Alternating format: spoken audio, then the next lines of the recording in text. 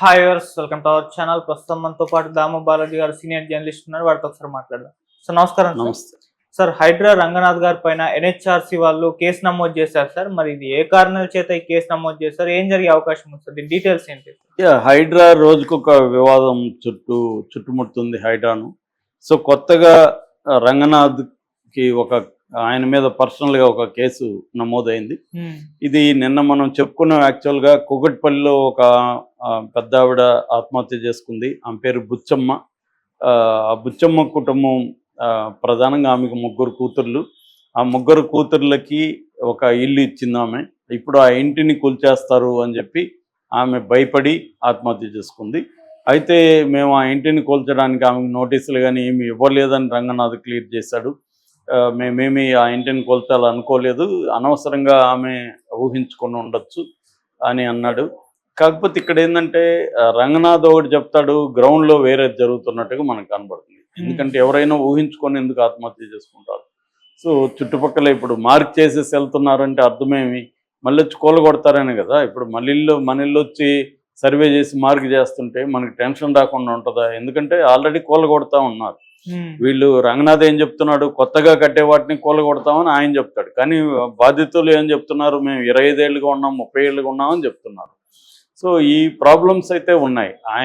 ఆయనకి ఇవంతా గ్రౌండ్ లెవెల్లో రియాలిటీ తెలియదా? మేమేమో పక్కా వెళ్తున్నాము, సర్వే చేస్తున్నాము, దాని మీద చదువుతున్నాము, అన్నీ చేసి మేము వెళ్తున్నామని ఆయన అంటున్నాడు.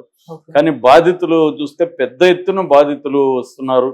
నిన్న బీఆర్ఎస్ తెలంగాణ భవన్ బీఆర్ఎస్ ఆఫీస్లో మాట్లాడిన వాళ్ళు మనం చాలా మందిని చూస్తాం. మన ఛానల్లో కూడా వచ్చింది.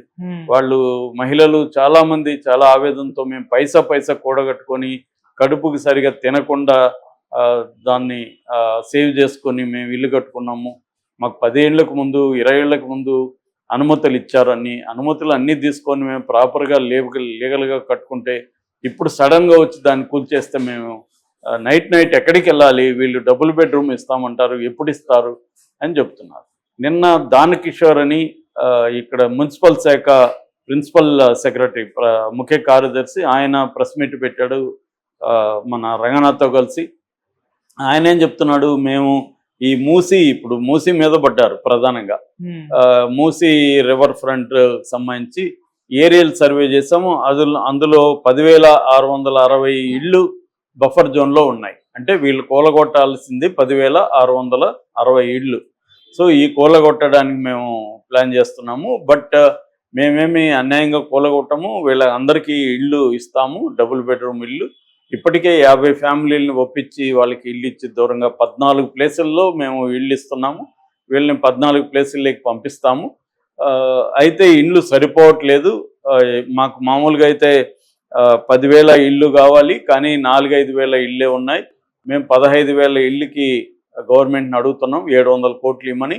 సో అది ఇస్తే మిగతా ఇళ్ళు కూడా మేము కంప్లీట్ చేస్తామన్నాడు. ఈ ప్రాసెస్ ముందుగా మీరు ఇల్లు ప్రాసెస్ కంప్లీట్ చేసి ప్రజల్లో చైతన్యం తీసుకొచ్చి ప్రజల్ని కన్విన్స్ చేసి తర్వాత వాళ్ళ ఇల్లు సర్వేలు మార్కింగ్లు చేస్తే సరిపోయేది. కానీ వీళ్ళు అవేవి చేయకుండా హఠాత్తుగా వెళ్ళి సర్వేలు మార్కింగ్ చేస్తే అందరూ భయభ్రాంతానికి గురవుతున్నారు. వాళ్ళలో కొంతమంది ఇలాగ బుచ్చమ్మలు లాంటి వాళ్ళు, ఎందుకంటే వాళ్ళ జీవితం అంతా ఒక ఇల్లు కట్టుకోవడం అనేది వాళ్ళ డ్రీమ్ ఉంటుంది, జీవితం కల అది. అటువంటి దాన్ని ఇది చేసుకొని ఇప్పుడు ఆ ఇంట్లో ఉంటే ఎక్కడో చిన్న పనులు చేసుకున్న బతికేస్తాము. ఎందుకంటే మనకు తెలుసు సిటీస్లో ఇల్లు అనేది మేజర్ ఇన్కమ్, ఇంటికి వెళ్ళిపోతుంది. కాబట్టి అందరికి కూడా ఇదే గోల్ ఉంటుంది, ఇల్లు కట్టుకోవడం, సొంత ఒక ఇల్లు కొనుక్కోవడం అనేది గోల్ ఉంటుంది. సో ఈ గోల్లో వాళ్ళు సెటిల్ అయి ఉంటారు. రెండవది, వాళ్ళ ఎక్కడైతే ఇండ్లు ఉంటారో ఆ చుట్టుపక్కలలోనే వాళ్ళు పనులు చేస్తుంటారు. ఒక డ్రైవర్ కావచ్చు, ఒక ప్లంబర్ కావచ్చు, ఇంకొక చిన్న పనులు చేసుకునే మగవాళ్ళు ఆ చుట్టుపక్కలనే వాళ్ళ ఖాతాలు ఉంటాయి. చిన్న స్కూటరు లేకపోతే మొపెడ్ లాంటిది పెట్టుకొని ఆ చుట్టుపక్కల తిరుగుతూ ఉంటారు. అట్లాగే ఆడవాళ్ళు ఆ చుట్టుపక్కలనే ఇళ్లలో పని చేసుకోవడం, ఇంకోటి చేసుకుంటారు. ఈ లైవ్లీహుడ్ అంతా వీళ్ళని డిస్ప్లేస్ చేయడం ద్వారా వీళ్ళు డబుల్ బెడ్రూమ్ ఇచ్చే ఏరియాల్లో వీళ్ళకి అవన్నీ ఉండాలి, లైవ్లీహుడ్ ఫెసిలిటీస్ ఉన్నాయి. మరి అవి వీళ్ళు కల్పిస్తారా? అది కూడా కల్పిస్తామని అంటున్నారు. మరి ఆ వైపుగా ఏం చేస్తున్నారు? ఇది ఒక ప్రశ్న. రెండో ప్రశ్న, వీళ్ళు ఫస్ట్ చెప్పింది ఏంది, రేవంత్ రెడ్డి అనేకసార్లు చెప్పింది ఏంటి, మేము అతిపెద్ద పెద్ద డబ్బున్న వాళ్ళు ఆక్యుపై చేసుకున్నారు, మనం తెలుసో తెలియక అనేక పాపాలు చేస్తుంటాం, దాన్ని కడుక్కోవడానికి నేను ఇలాంటివి చేస్తున్నాను, సో ముందు పెద్దవాళ్ళవి కూలగొడతాము అని చెప్పారు. సో దానికి అనుగుణంగానే ఎన్ కన్వెన్షన్ కూలగొట్టారు, కొంత పల్లం రాజు వాళ్ళ బ్రదర్ ఆనందరాజు కొట్టారు, ప్రో కబడ్డీ వాళ్ళది కొట్టారు, కొన్ని రకాల విల్లాలు కూలగొట్టారు. ఆ తర్వాత వాటి జోలికి వెళ్ళలేదు, ఎక్కడ పెద్దవి కూలగొట్టినట్టుగా మనకు తెలియదు, ఏ పార్టీలకు సంబంధించి పెద్దవాళ్ళ జోలికి వెళ్ళలేదు. ఓవైసీ ఆస్తులు అన్నారు, ఆయన పల్లా రాజేశ్వర రెడ్డి ఆస్తులు అన్నారు, మన కేటీఆర్ జన్వాడ ఫామ్ హౌస్ అన్నారు, ఇవన్నీ అన్నారు.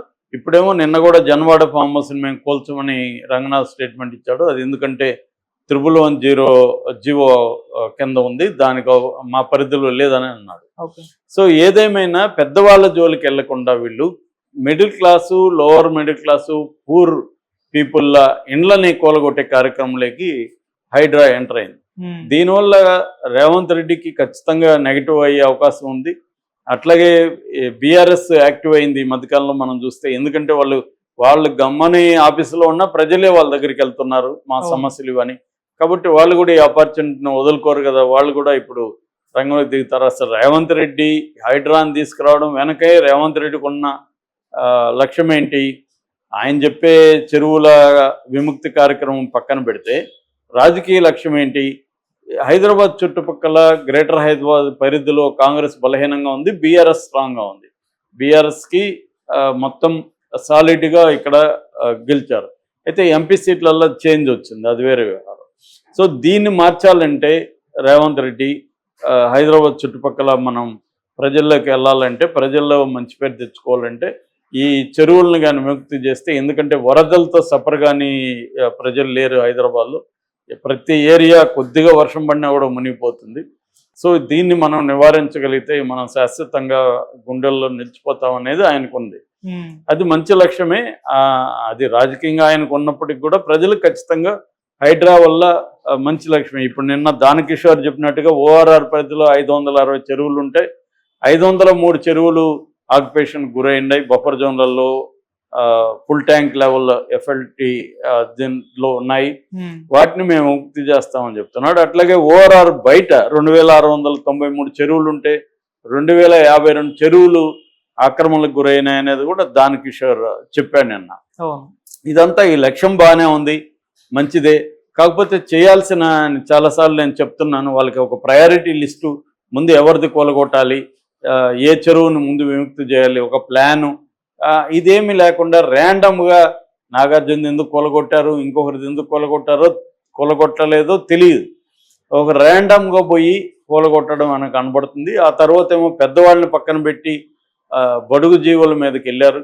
సో ఇది ప్రాబ్లం అవుతుంది. ఇప్పుడు ముందు పెద్దవాళ్ళు చేస్తే వీళ్ళు కూడా మెంటల్గా రెడీ అవుతారు, వీళ్ళకి కొంత టైం ఇవ్వాలి. చాలామంది నిన్న ఆడవాళ్ళు మాట్లాడినప్పుడు ఇదే మాట్లాడుతాం, మీ తమ్ముడికి 30 రోజులు ఇస్తారు, మాకు 30 నిమిషాలు కూడా ఇవ్వకుండా వచ్చి కొట్టేస్తున్నారు అని వాళ్ళు ఆవేదన వ్యక్తం చేస్తున్నారు.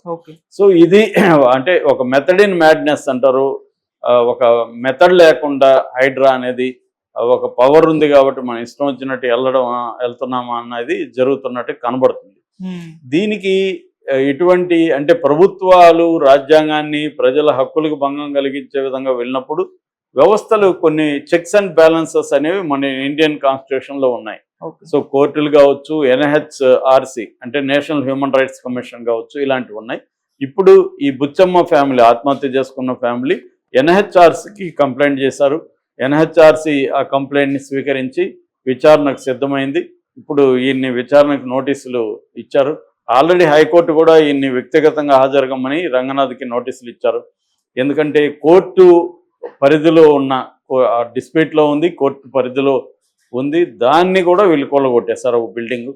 దాని మీద ఇప్పుడు హైకోర్టు సీరియస్ అయింది రంగనాథ్ మీద. రంగనాథ్ వ్యక్తిగతంగా కోర్టుల కన్నా రావచ్చు, లేదా విర్చువల్ కన్నా కోర్టుకి హాజరై ఆయన సమాధానం ఇచ్చుకోవాల్సి ఉంటుంది. సో మెల్లమెల్లగా కోర్టులు, ఇతర ఎన్హెచ్ఆర్సి లాంటి రాజ్యాంగ సంస్థలు రంగంలో దిగే అవకాశం ఉంది. దానివల్ల ఖచ్చితంగా రేవంత్ రెడ్డికి ప్రాబ్లం అవుతుంది. అన్నిటికంటే కూడా